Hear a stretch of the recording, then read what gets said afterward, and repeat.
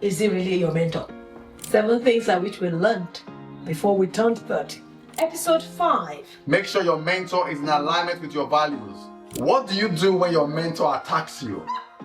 You see, a very long time ago, I went to see the chairman of a radio station, and I told him that, look, I wanted him to mentor me. And he said, well, you know, Eddie, I'm so busy, but I have this friend of mine. He has your background. He's into IT and systems. I will talk to him and get him to sit down with you and see if he can mentor you. Okay, so he spoke to this gentleman. This gentleman was very, very wealthy at that time. He had an IT background like myself. He was a Christian. I was a multi-millionaire. And so we sat down for coffee. And everything was going all right. Everything was going all right. Until I said that I was very faithful in my local church.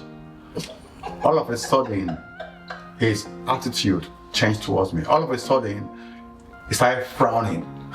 And then he said, you can't do that. I said, I can't do what? Serve in your church. I said, but I can't. No, you can't do that. You can't do that. You can't do that and be a good businessman. And I told him, I was like, okay. And all of a sudden, he started raising his voice and getting more and more aggressive. And I thought, okay, all right, no problem.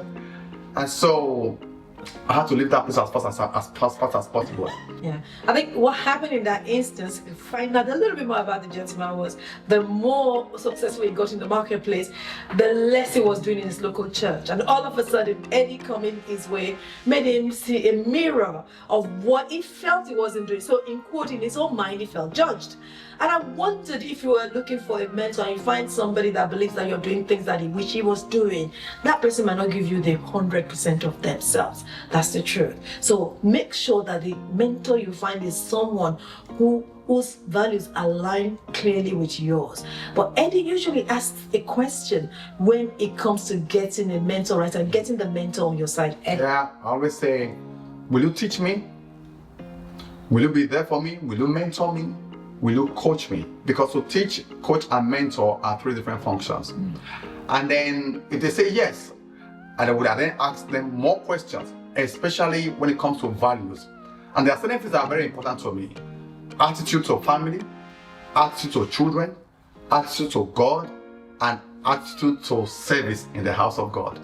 If they are not fervent in those areas, then they cannot mentor me. So what are your own core values? I'll ask your mentor what are their core values and make sure these core values align before you choose them as mentors.